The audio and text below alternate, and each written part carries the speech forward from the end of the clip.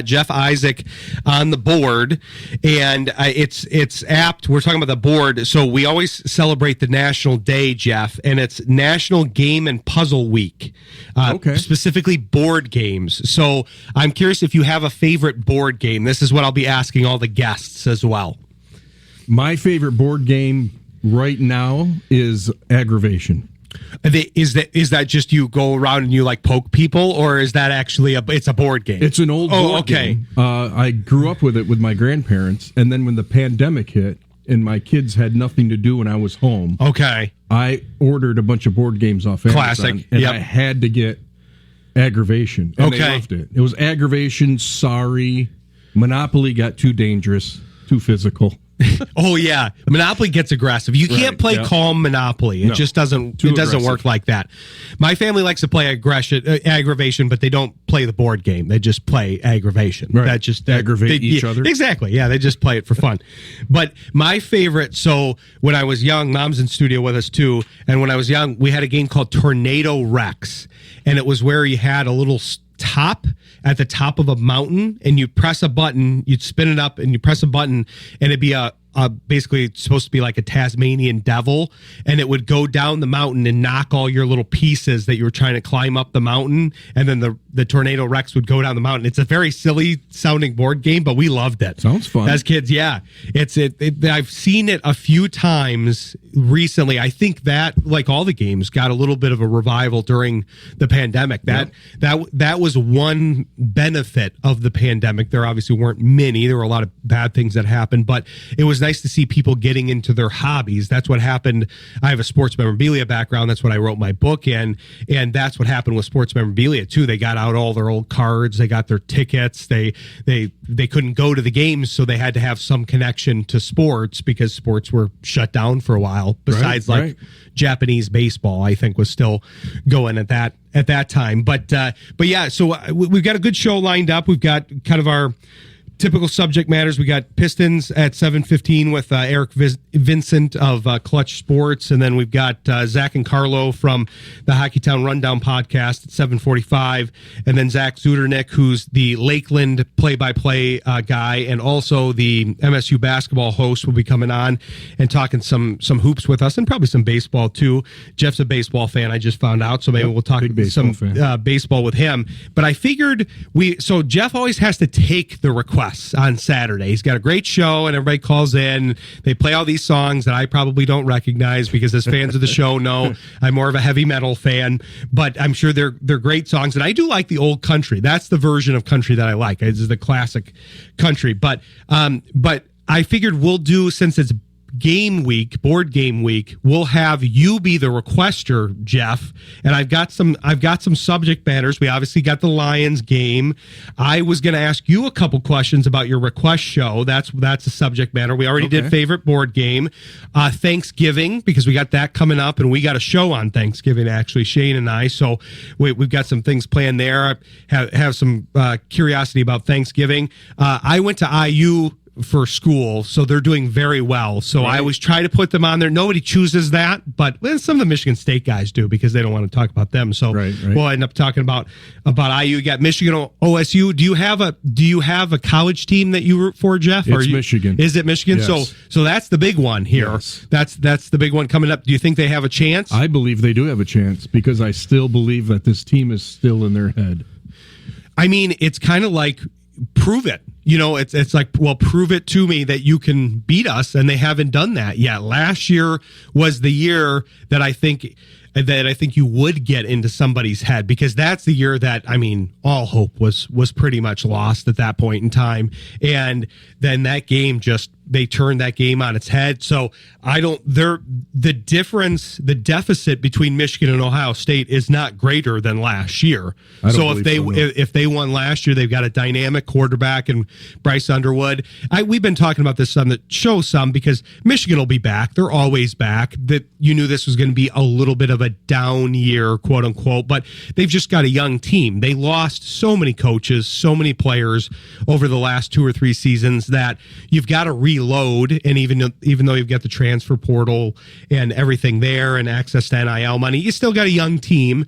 But I wouldn't be surprised, because nobody's really given Ohio State much of a run, because the way this is going to go is if they do beat Michigan, then they're going to likely play Indiana in the Big Ten championship. And so I don't know what to root for in the Michigan game, because it's like if nobody's given them a run, then they might be a little bit more vulnerable and say, Indiana, they've never been good. We'll be able to beat them, but they can't take Michigan lightly either. So maybe they put a little too many resources into Michigan and then come out a little flat if they do end up playing Indiana in the Big Ten championship here. Well, and even if Ohio State loses Saturday, they're still going to make the playoffs. Yeah, they're still in. So they still have a chance at seeing Indiana. So let's root for Michigan Saturday. That sounds good to me. And then a first-round matchup between Indiana and Ohio State, and have Indiana win and knock them out in the first round. Yeah, that sounds good to me. Yeah, Ohio State losing, I mean, we can't agree on a lot of things nowadays, but I feel like outside of Ohio, that's the main thing that people will be able to agree about, because that's the one thing that Indiana will have going for them. If they do play them in the Big Ten championship, they won't be favored. I'm well aware of that, but they're going to come in. I think Ohio State could underrate them a little bit, and every neutral fan in that arena will be rooting for Indiana. There will not be a single neutral fan, whether they're from Michigan or Wisconsin or Minnesota or wherever they're traveling from.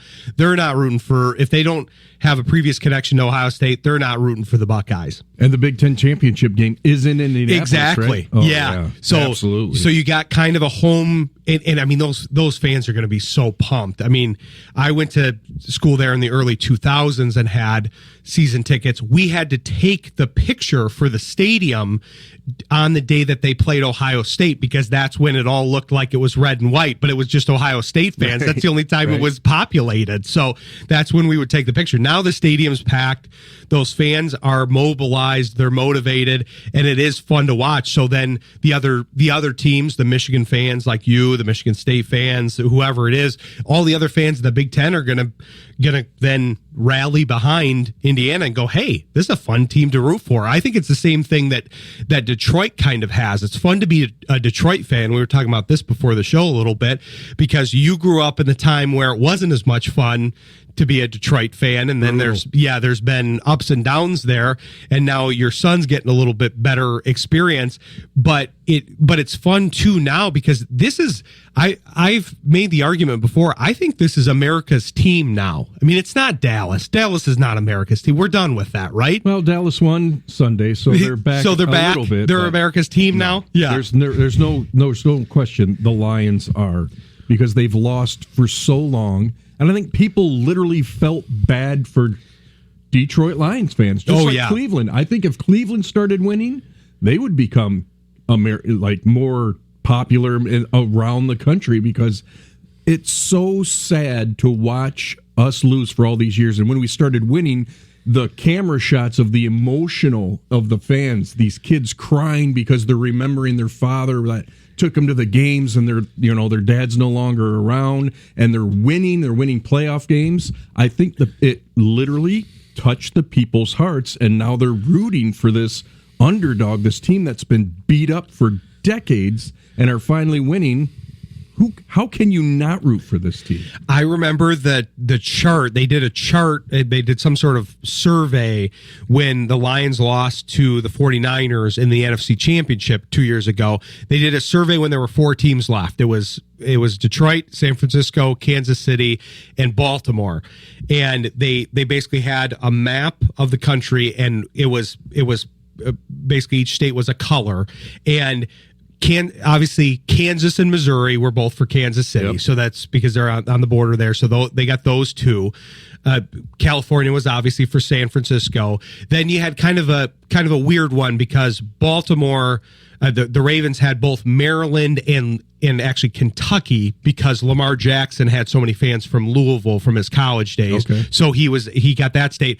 All the other states, Honolulu blue. And I thought that was so cool, that just seeing that the country so blue to represent the Lions. And now I think that's still carrying forward. Last Sunday, they gave us a little bit more heart palpitations than we wanted. I think the Jameis Winston experience I usually enjoy, but I did not enjoy it on Sunday because he was a little too good, and he can be good. There's a reason he was the number one pick, number one overall the year before Goff.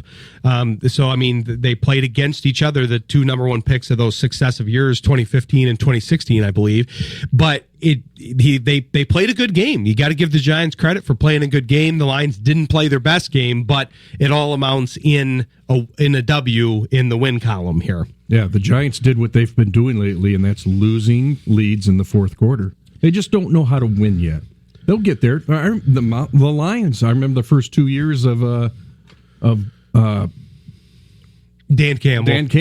Yeah. We didn't know how to win. We didn't know how to close out a game. And once you get that confidence, the Giants will get there. You make a good point because I could see this team, if they hadn't lost, I mean, Jackson Dart was starting to go really well. Cam Scadaboo was having a great season. Neighbors got hurt earlier in the season.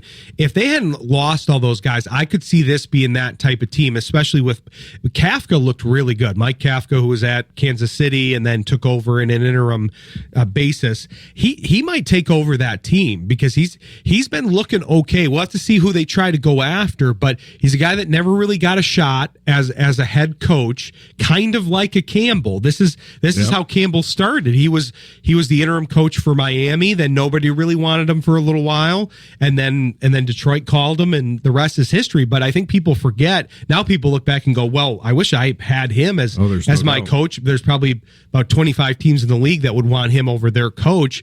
But he was available to pretty much all those teams. He wasn't getting interviews with anybody.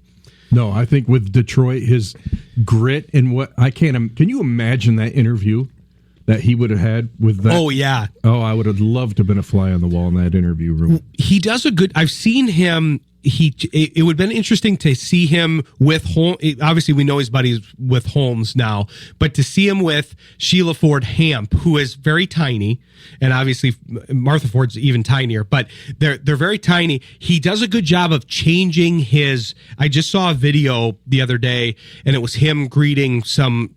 I think they were World War II veterans that had been to the game, and they were all in wheelchairs and were on the field, and he did such a good job of changing his profile. Like, he got a lot smaller, which is tough for him. He's a former blocking tight end. He's a big guy. And then one of the veterans stood up, and Campbell said, "No, sir, no, don't stand up for me. Sit down. Come on, don't stand up." He said, "I want to see how big you are." And then Campbell stood up straight, and then the guy's face was hilarious because he was like, "Oh wow, he's huge." But I'm sure he was trying to be a little bit more tame around Sheila Hamp, but yeah, he can't harness that intensity. No. He's always intense all the time, but in the most authentic, realistic way. That's, I think, what escaped some people in the initial press conference, because you're biting kneecaps, you're doing that stuff, and then you see emotion, you see authenticity after that, and you go, oh, okay, this guy's actually got levels to him. He's not just going out there and saying we're going to be tougher than everybody else, because Patricia also wanted to be tougher than everybody else, and that didn't work so well with the pencil behind his ear there. Right. I remember, Patricia shaved the beard, looked all clean. Yeah. That lasted, 3 weeks? Oh, yeah. And then he told one of the reporters to sit up straight in one of the meetings. He was trying to do that tough guy stuff.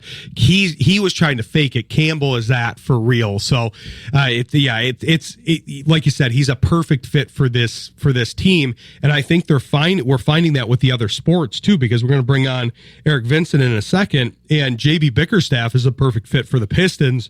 They're finding these gritty coaches that maybe weren't wanted by other franchises, or other franchises had a chance, but they fit the Detroit culture and grit. We've been talking about that a lot the last few weeks because it's kind of a cyclical thing. The culture is gritty, so then they produce gritty coaches and players, and that's what's drawn to there, because it's not a New York, it's not an LA, it's not the glitz and glamour, it's not a big market. It's a gritty Midwest, hardworking, blue-collar town, and they need somebody to match that, and they have that in a lot of these coaches. So it's fun to watch. Like you said, you've been you've been waiting for this for a long time, and now it's fun that it's here. I can't believe that all these teams are good at the same time to a degree too. So, but yeah, so we're going to bring on Eric Vincent after the break. We're going to talk about the grit of the Pistons and the fact that they seemingly are not going to lose. I don't know.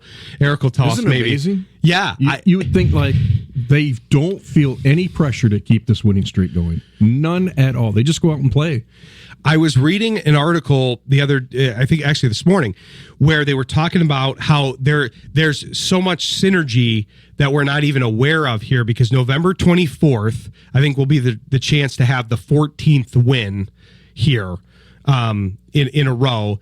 That's they had their 14th loss in a row 2 seasons ago on November 24th against Indiana. So we're in this wild, like parallel universe thing where it's all flipped in basically 2 seasons here. So I'm sure these guys are having a lot more fun covering it here. So we'll bring on Eric of Clutch Sports after the break and bring him into the conversation, see what he thinks of the Pistons season so far. So stick with us. You're listening to Sports Intel on Jethro FM.